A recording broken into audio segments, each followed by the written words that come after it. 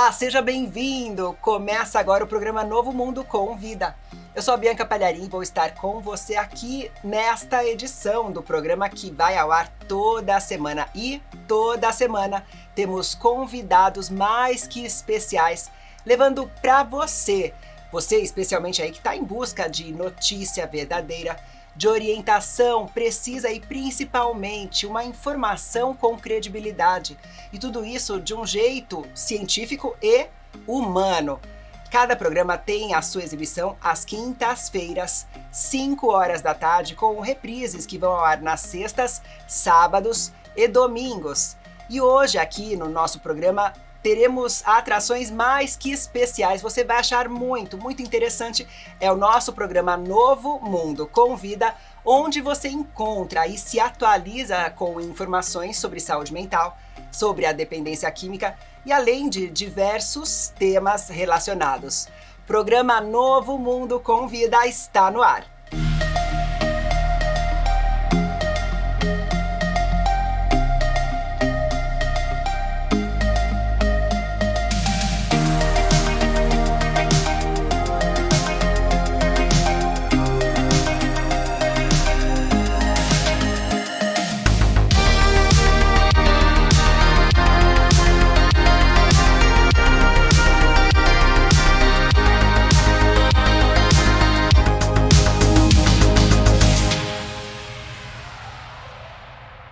Programa Novo Mundo com Vida, hoje com uma presença mais que especial.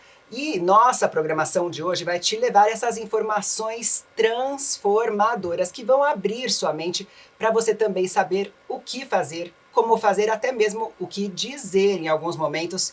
Conosco aqui em nosso programa, com toda alegria e toda honra, recebemos ela, a psicóloga que é responsável pelo setor de dependência química, a psicóloga Cláudia Camargo. Seja muito bem-vinda, Cláudia, tudo bom? Bem, obrigada, Bianca, pela oportunidade de estar aqui conversando com vocês e contando sobre o nosso serviço no Hospital das Clínicas, aqui de São Paulo. E é o IPQ, né? Sim. Uma sigla que, para a maioria das pessoas, é um ponto de interrogação no sentido de a gente não sabe o que é o IPQ. Então, podia começar até mostrando ou explicando para a gente o que é o IPQ? O IPQ é o Instituto de Psiquiatria, então é o serviço especializado em psiquiatria do Hospital das Clínicas. O Hospital das Clínicas é o hospital ligado à Universidade do Estado de São Paulo, a USP, e o Instituto, então, reúne todos os tratamentos específicos para a saúde mental, para os transtornos psiquiátricos, entre eles a dependência química. Nós temos uma enfermaria que ainda atende dependentes químicos e também um instituto específico para o tratamento da dependência química, que é o Instituto de Perdizes, que também é ligado ao Hospital das Clínicas da Faculdade de Medicina da USP. Então, o IPQ é esse instituto voltado para o tratamento dos transtornos mentais. E existe algum tipo de... Por exemplo, se a pessoa tem aqui, que está nos assistindo, ela talvez está com um familiar passando pelo problema de drogas. É apenas só quando a pessoa está querendo recuperação ou não? Quais os critérios, por exemplo?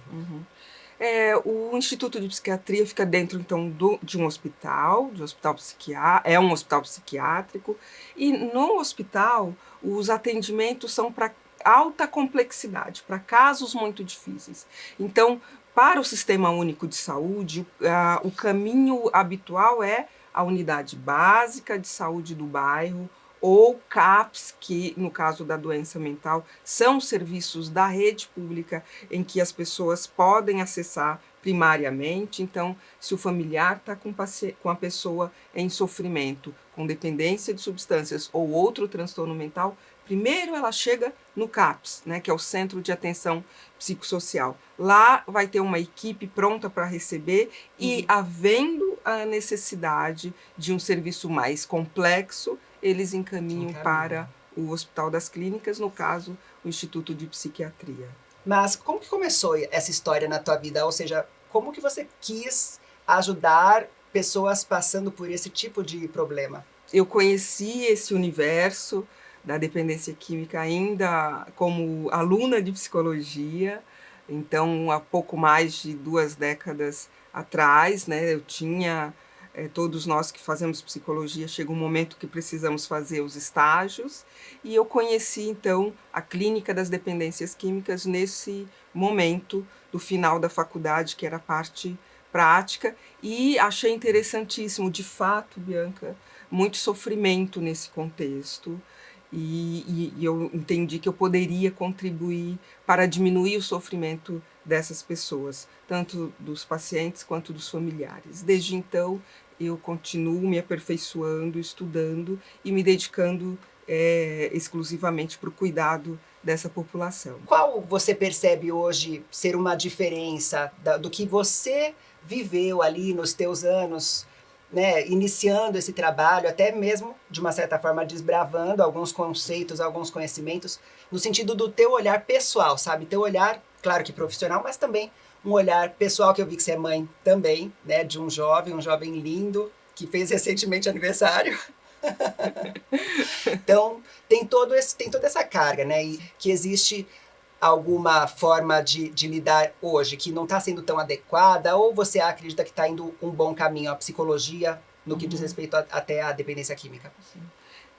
Enquanto a ciência evolui, estuda, descobre novas formas de intervir, nós vemos, ao mesmo tempo, uma vulnerabilidade aumentada das famílias, um certo distanciamento entre os membros da família, que tornam esse seio permeável à presença de substâncias. Então, isso, para mim, é algo preocupante, né? Quanto mais a família, o núcleo familiar, se fragiliza, mais potencialmente se torna, entre aspas, uma presa fácil para a presença de substâncias e para o envolvimento problemático com isso.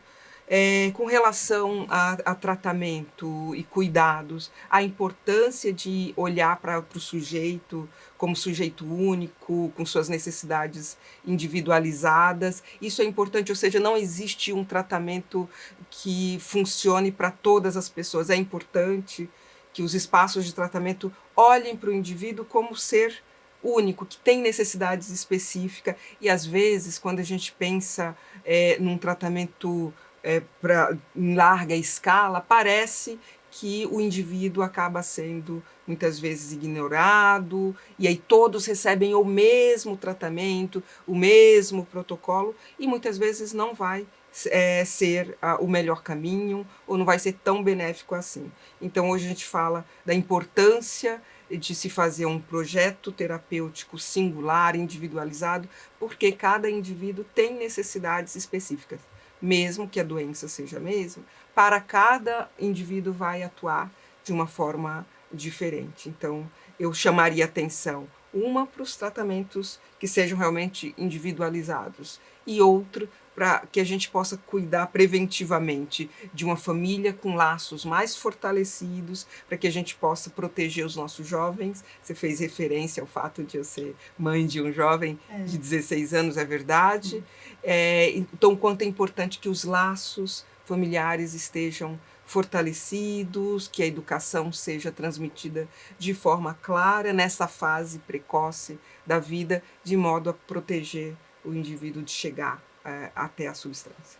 Sabe que esse programa é um programa que traz para você não só coisas relacionadas a tratamentos, a caminhos para a recuperação, mas também olhando para a prevenção. O programa vai para um rápido intervalo e você vai ter muito mais dicas no próximo bloco, porque este é o programa que traz um novo mundo para você, novo mundo com vida.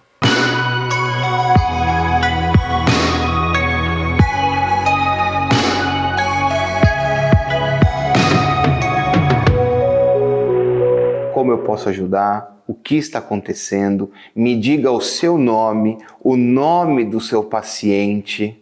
Eu quero conhecer a pessoa.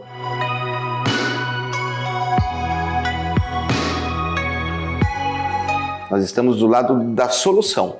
Nós estamos do lado técnico e profissional. Nós queremos conhecer o caso para daí sim customizar o que de fato ele vai encontrar aqui no Novo Mundo Centro Terapêutico, para que ele aprenda a lidar com essas intempéries pessoais. Nós temos um método consistente de abordagem, dia a dia, ver junto ao paciente qual é a demanda, qual é a solicitação, por que ele está se sentindo assim, e uma questão assim, muito bacana, atuar imediatamente. Precisa de uma consulta? É agora.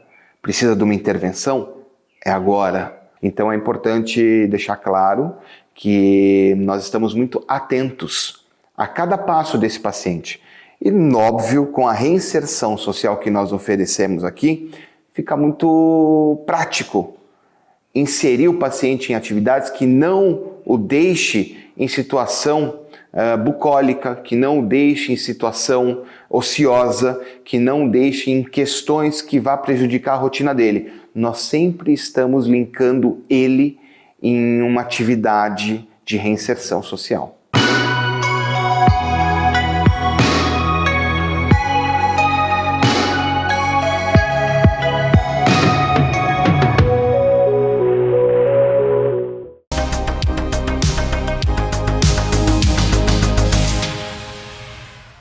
Com mais de 13 anos de experiência, atendendo e tratando doenças relacionadas à saúde mental, ao alcoolismo e à dependência química, é parte de nossa missão garantir o bem-estar de nossos pacientes.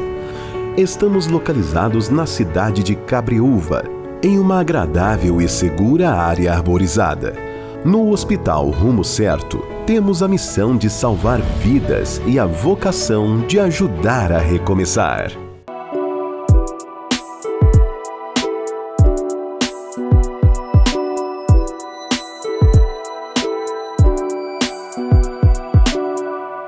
Quando você acessa o site Como Onde Trata, na busca de locais da onde poder internar, da onde poder decidir o melhor tratamento e o local mais adequado, entrando em buscar locais, do lado direito você vai encontrar filtro inteligente.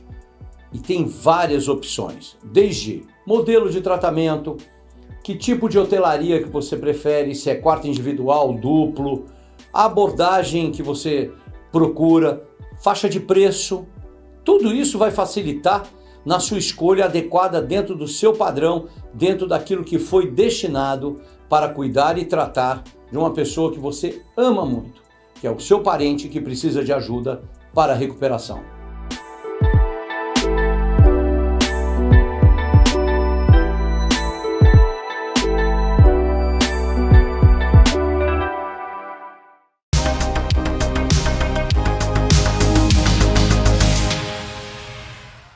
Que bom que você ficou aí, fez muito bem, viu? Hoje aqui recebemos a doutora Cláudia Camargo, ela é psicóloga responsável pelo setor de dependência química do IPQ. E um dos temas que volta aqui, sabe, Cláudia, diz respeito justamente à Cracolândia, o grande problema da Cracolândia, o que fazer com a Cracolândia, de que jeito que aquilo vai ter qualquer tipo de solução, se há uma solução. Como que você vê isso? Como você vê a Cracolândia, o que tem sido feito, o que já foi feito? A Cracolândia é um assunto bastante complexo. Eu acho que é o resultado justamente da fragilização que acontece há décadas dos sistemas familiares, da educação e também a evidência de que não existe uso de substância psicoativa que seja seguro, que não traga transtorno, o que não traga problemas. Então, as pessoas acabam se tornando dependentes e, a partir dessa dependência, além de uma série de complicações físicas, mentais, psicológicas, também tem as complicações em âmbito social. Não é possível uma pessoa ter produtividade, estudar ou trabalhar se ela está completamente tomada por uso de substância. Não adianta a gente se enganar dizendo que existem substâncias leves e substâncias pesadas. Não, qualquer substância psicoativa tem potencial de alterar o curso da vida de uma pessoa, e é o que a gente assiste com essas pessoas que estão na Cracolândia, e aí se tornou um problema de tamanha complexidade que é difícil ter uma solução rápida e capaz de ser implementada facilmente. Não fosse isso, não estaríamos aí há tantos anos lidando com o problema da Cracolândia. Não faltou vontade da área de saúde para resolver esse problema, mas ele se tornou profundo e resistente demais, porque envolve muitas variáveis para essa questão. Então, a gente precisa atuar em prevenção, sim, fortalecendo as famílias, a educação, oferecendo alternativas para os nossos jovens, de modo a evitar chegar num ponto de envolvimento em ambientes como de uso como a Cracolândia. E da Cracolândia, aí nós precisamos ainda entender quais são as ofertas de tratamento que possam surtir efeito. Muitas dessas ofertas já são feitas atualmente, como internação, tratamento ambulatorial, abordagem desses usuários na cena do uso, mas ainda não obtivemos o resultado suficiente para livrar essas pessoas desse contexto e dessa situação que é de deterioração extrema de todas as áreas da vida, né? Deterioração física, mental e da família e de todas as formas, né? Até a gente conversava aqui nos bastidores, não existe segurança quanto ao uso de substâncias. Isso quer dizer para remédios, isso também diz respeito a maconha. Se você parar para pensar, a pessoa que está geralmente viciada na maconha, ela tem dependência sim, e ela sabe que tem dependência. Então, diga pra gente, por favor, essa frase, maconha não traz dependência, é real? Faz sentido? É verdade, doutora Cláudia? Não, é um equívoco. A maconha traz sim dependência e consequências, né? O problema de uma dependência não é só o fato da pessoa usar de forma ininterrupta, Bianca. Então, sim, o dependente vai querer usar todos os dias e isso seria o problema. Não, esse não é o único problema de uma dependência. O problema da dependência, além da necessidade do uso recorrente, são os prejuízos que ele traz para o corpo do sujeito e traz problemas físicos para órgãos vitais, como o coração, o intestino, etc. E, sobretudo, gente, prestem atenção, para o cérebro. Não é possível haver um uso de substância psicoativa em médio e longo prazo sem trazer uma consequência para o cérebro. Então, dificuldade para gravar informações novas, dificuldade para aprender novas funções e atividades, podem ser prejuízos resultantes do uso de drogas, inclusive da maconha. Então, sim, a maconha pode trazer danos cognitivos no médio e longo prazo. Então, o problema não seria só a pessoa ter necessidade de usar todos os dias. É a consequência que isso trará para a vida do sujeito. E, claro, imagine, uma pessoa que vai ter danos cognitivos ou um problema de saúde, ela vai ter uma vida normal, ela vai conseguir constituir uma carreira, uma família, cuidar aí de uma prole, ter filhos e etc, etc. Como uma pessoa que não se torna dependente, essa probabilidade diminui bastante quando a gente pensa em alguém que se expôs à substância e isso acarretou um prejuízo. E ainda mais falando da maconha, nós temos aí um corpo robusto de ciência, de estudos, e a olhos nus eu vi muitos indivíduos que acabaram evoluindo para quadros de transtorno mental grave, como uma psicose, por exemplo. As psicoses do tipo esquizofrenia não têm cura, elas são doenças crônicas, são limitantes e muitas vezes incapacitantes. Então, sim, nós precisamos tomar cuidado com isso e com esses discursos infundados e vagos, como a maconha não causa dependência e maconha é uma planta, não traz problemas. É tão natural, sim, só faz bem. Uma erva, como é aquela música? uma erva natural não pode te prejudicar, legalize já. E tem todas essas frases prontas. O que pode vir, ou mesmo o que vocês ali dentro do IPQ, então, houve uma... Porque eu não fiquei sabendo de qualquer tipo de pergunta feita a profissionais como vocês. E isso que seria o crucial, perguntar para um corpo médico, para psicólogos, para pessoas que estão envolvidas nessa cena, para dizer, legal, apoiamos, ou não façam isso. Então, o IPQ, ele teve como se posicionar, né? Não temos conhecimento disso, não fomos consultados, e isso é uma possibilidade bastante preocupante, a descriminalização, porque isso significa aumentar muito mais a exposição de uma população mal informada. Então, isso que nós estamos discutindo hoje aqui, muitas pessoas não sabem dos riscos envolvidos no uso de maconha e de outras substâncias, e que vão repercutir gravemente num número substancial de pessoas. A maconha e todas as substâncias de maneira geral, ela se modifica ao longo da história em que o sujeito faz uso da maconha. Então, por exemplo, o indivíduo que começa a fumar este mês, agora, esse ano, digamos, talvez ele tenha esse efeito de relaxar. Porque sim, a maconha deprime o sistema nervoso e, portanto, traz uma certa calma e um certo relaxamento para a pessoa.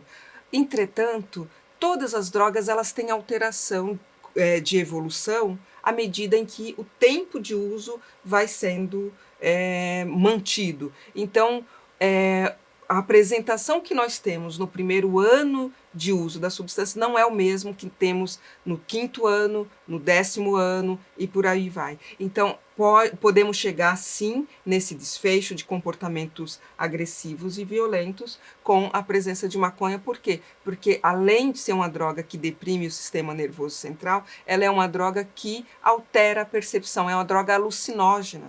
Então, pode ser que ela não cause alucinação logo no primeiro uso ou nos primeiros meses, primeiro ano, mas vai repercutir dessa maneira em algum momento, porque é da natureza dela provocar essa alteração de nível de consciência e de percepção da pessoa, levando a alterações de comportamentos drásticos, como agressividade, por exemplo, ou mesmo a se colocar em comportamentos de risco que podem levar à morte do sujeito. Então, quantas pessoas, sob efeito de maconha, já não pularam de uma altura que foi fatal, por exemplo, ou se colocaram na frente de um automóvel achando que tinham poderes para parar um carro e foram atropeladas e morreram.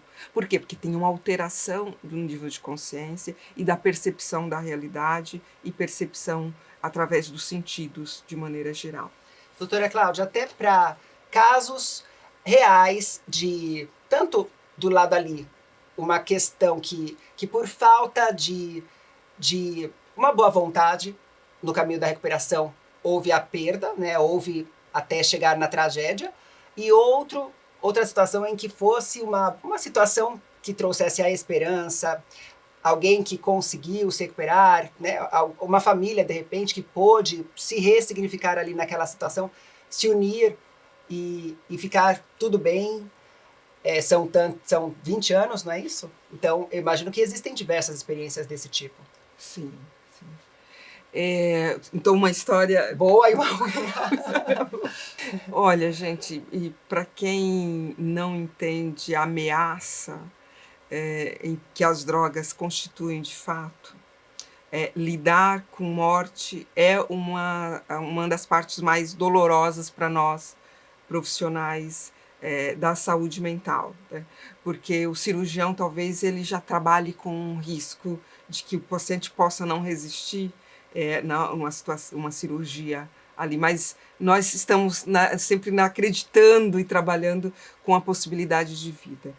Só que os nossos pacientes morrem, os nossos pacientes, usuários de substâncias, eles morrem, e não só pelo traficante, eles morrem porque a crise do transtorno se agrava tanto e eles se matam intencionalmente ou se colocam em situação de risco. Então, da história triste, faz menos de um ano que nós perdemos um paciente de 22 anos, só 22 anos, usuário de maconha, principalmente, tinha eventualmente outras substâncias, mas a droga principal fora a maconha. Ele desenvolveu uma psicose grave e, infelizmente, veio a se suicidar porque não conseguiu se engajar e conseguir entrar num tratamento. Então, esse é um desfecho triste. É difícil olhar nos olhos desses pais que não desejaram por isso, que lutaram para tirar esse filho dessa situação e não conseguiram. Né? Não é um caso só, acontecem muitos casos em que as pessoas não conseguem ser salvas. Né? E um caso positivo que eu gosto, que não é antigo, inclusive, mas que eu gosto bastante, eu tive um caso de uma jovem que teve um uso bastante grave, e aí de múltiplas drogas, ela acabou indo para a situação de rua, similar à Cracolândia, família em desespero, e aí essa família, arbitrariamente, no sentido de contra a vontade da garota, a retirou da rua para tratamento, e funcionou, né? Funcionou tirá-la da rua contra a vontade dela. Quando ela voltou a ter consciência, ou seja, já limpa das drogas, a gente pôde trabalhar num lindo processo de reabilitação. Ela era artista, voltou a pintar, e hoje ela é uma artista sóbria que vive dos trabalhos dela de pintura. Isso já tem 2 anos aproximadamente. Descobriu a vida com sobriedade e está gostando de ter uma vida sóbria. Foi fazer esportes e está ganhando o dinheiro dela com a arte e vivendo em paz com essa família que a resgatou. Né? Então todos diziam, mas não adianta vocês irem lá, tirarem ela da rua à força, ela não quer que isso seja feito, pois aquela... Não vai dar certo, porque ela vai amar, então não vai dar então certo. Ela vai voltar tudo de novo e com mais raiva ainda. E aquela mãe guerreira, principalmente, que mãe é danada, né? Não ouviu ninguém, ouviu o coração dela e resgatou essa menina, literalmente. E hoje ela tem uma vida digna e que vale a pena ser vivida. Tudo isso é possível, e é o que a doutora Cláudia está dizendo aqui pra gente, é possível. Agora, você pode ser essa peça crucial. Então vamos para um rápido intervalo, você não sai daí, porque o programa está maravilhoso e nós continuamos já já no próximo bloco, programa Novo Mundo com Vida. Agora, recentemente, só para exemplificar, uma mãe, para salvaguardar a vida do filho, estava em uso compulsivo em surto, a mãe, desesperada, toma as providências, salvaguarda a vida do filho e encaminha para a instituição.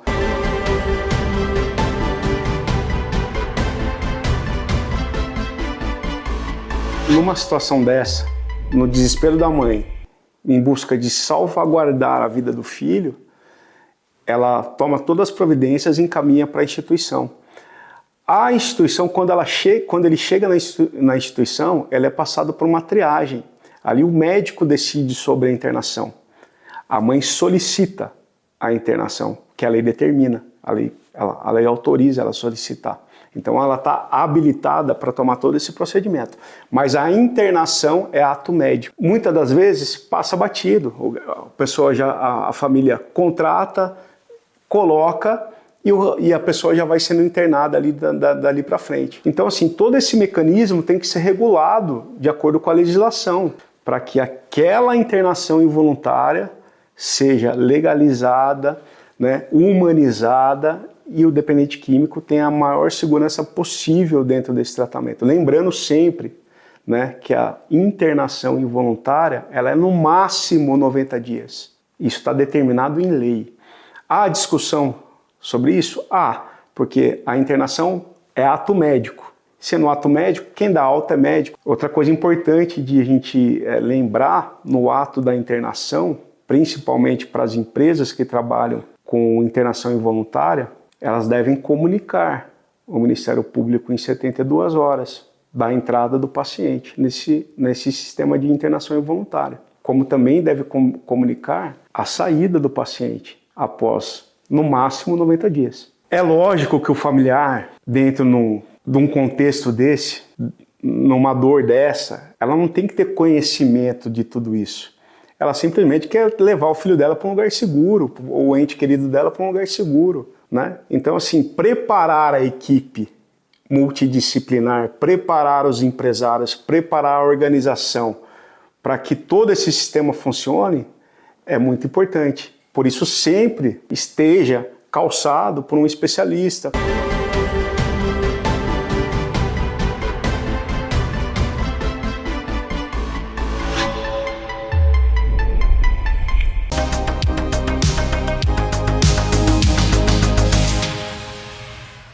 Reabilitar vida, remoções. Serviço e assistência em eventos. Acompanhamento terapêutico. Bom dia a todos, equipe Reabilitar Vidas em mais um procedimento sentido Centro de São Paulo. Serviço de home care. Equipe especializada em remoções 24 horas. Com mais de 13 anos de experiência, tratando doenças relacionadas à saúde mental, dependência química e alcoolismo, contamos com um ambiente confortável, seguro e metodologia avançada. Estamos localizados na cidade de Cabreúva, em uma agradável área arborizada. No Hospital Rumo Certo, temos a missão de salvar vidas e a vocação de ajudar a recomeçar.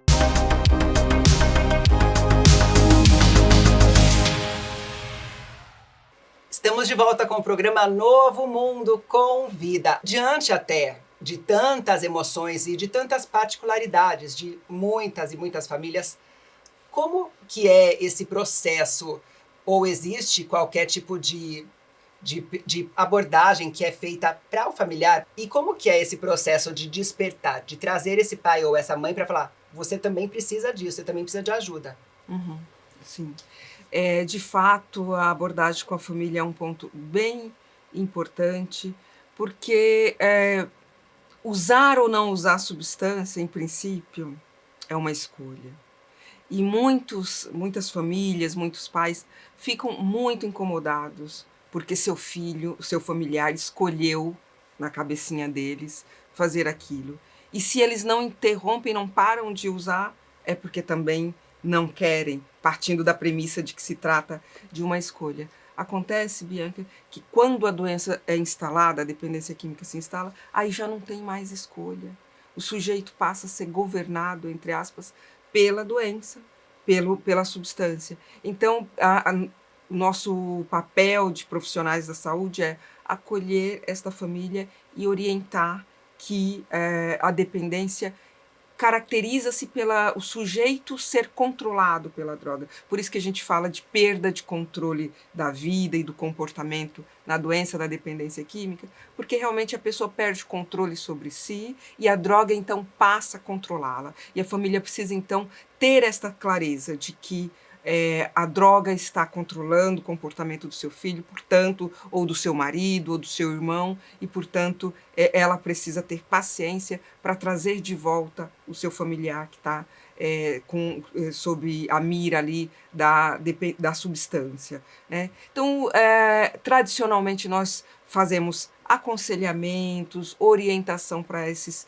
familiares. Existe uma série de grupos que também ajudam as pessoas a compreenderem que condição é essa e como me comportar com o meu familiar que é dependente. Então, eu acho, aqui no programa, inclusive, já devem ter comentado sobre amor exigente, tem os grupos de 12 passos também para famílias, e nós, profissionais da saúde, tentamos orientar as famílias sobre esses mecanismos de perda de controle do paciente e que a droga vai assumindo ali um protagonismo na vida do sujeito. Então, a escolha já não é tão verdadeira assim, de que aquele indivíduo tenha tanto poder de não usar, por exemplo.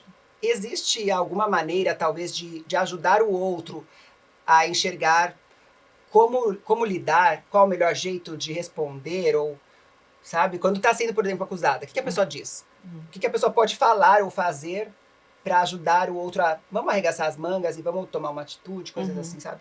Sim. Muitas vezes até esse lugar de acusação é uma dificuldade da pessoa entender o que eu posso fazer para ajudar ou para dar uma solução numa situação como essa. Então eu preciso encontrar um culpado, que eu me isento. Isso não é racionalizado, tá, gente? Isso não é pensado pela pessoa, mas o comportamento pode derivar de uma vivência como essa, de se eu responsabilizar o outro, então eu já não sei mesmo o que fazer, eu não preciso fazer muita coisa.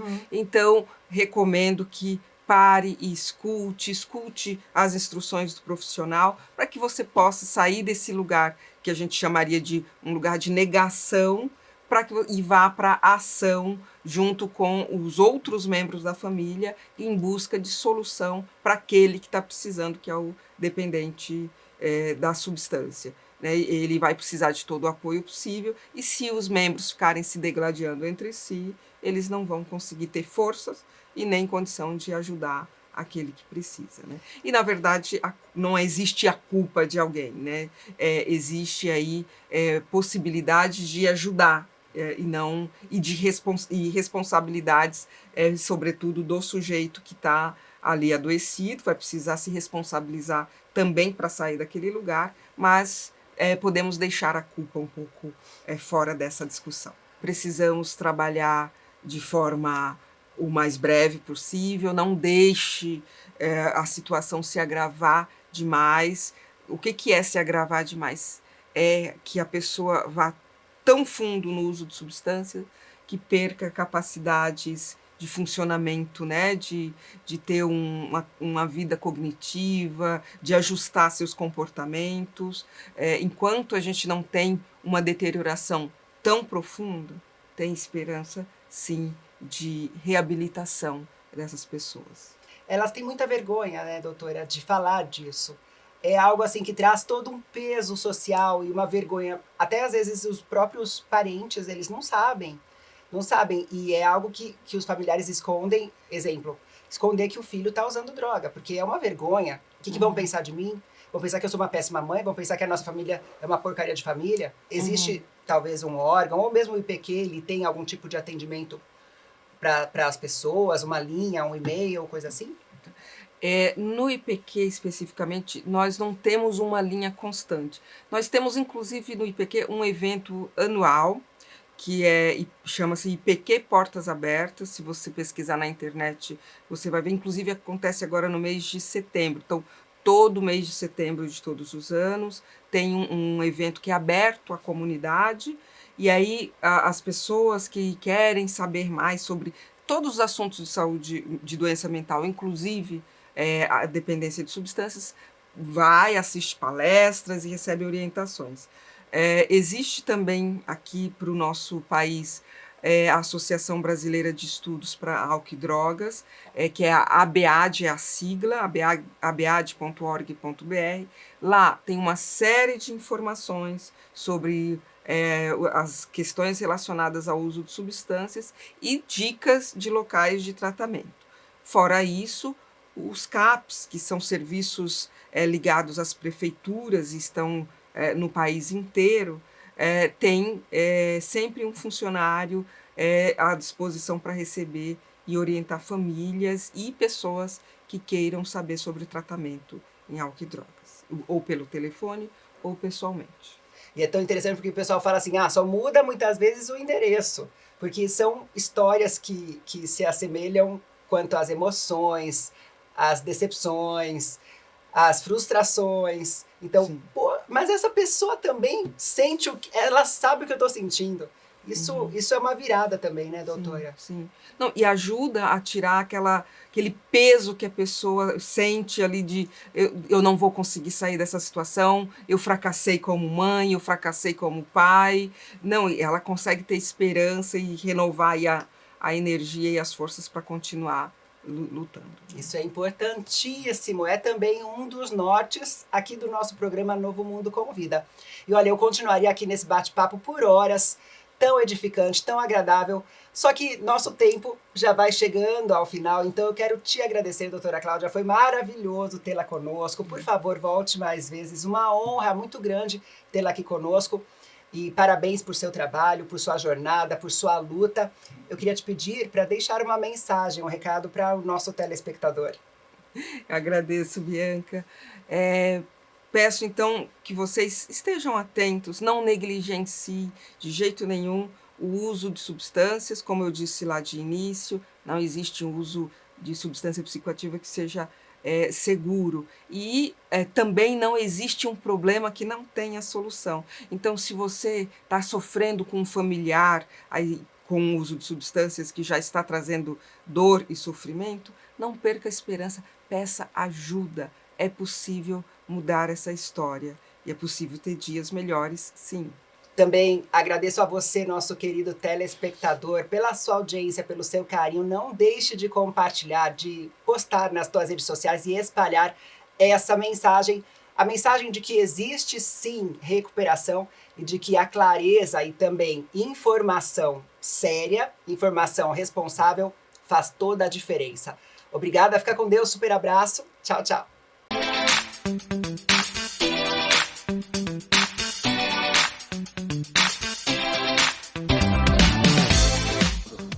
Olá, muito prazer. Eu me chamo Francisco Zanetti, sou gestor comercial do Novo Mundo Centro Terapêutico e gostaria de apresentar a vocês a nossa equipe multidisciplinar e a nossa infraestrutura.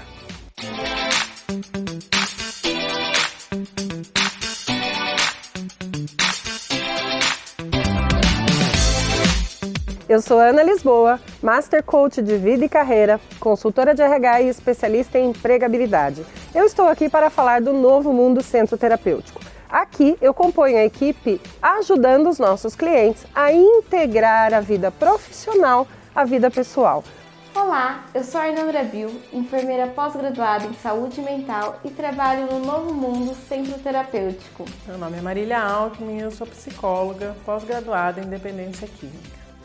O paciente que procura o Novo Mundo Centro Terapêutico, ele sim vai fazer a desintoxicação e sua reabilitação, mas também a reinserção social.